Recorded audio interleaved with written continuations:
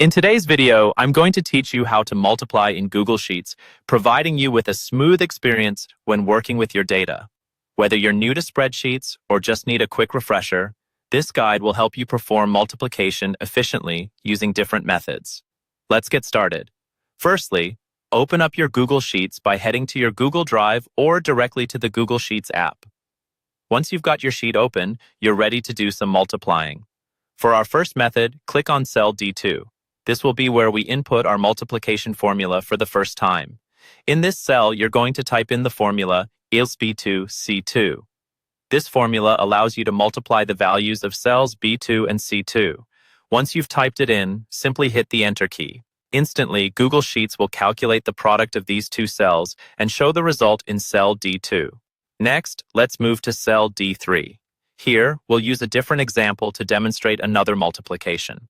Click on cell D3 and enter the formula equals 300, 599. This formula is slightly different because rather than multiplying the values of two cells, we're directly entering the numbers that we want to multiply.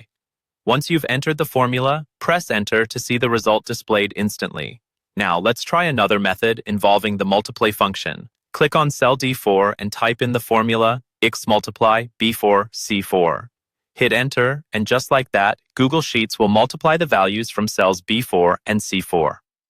The multiply function is a great way to make your formulas more readable and can be particularly useful when dealing with more complex calculations.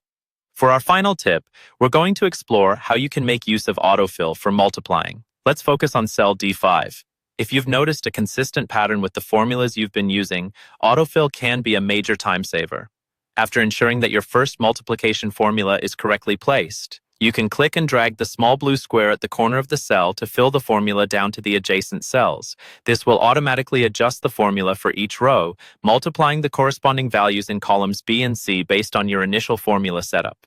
And there you have it, a comprehensive guide to multiplying numbers in Google Sheets using various methods.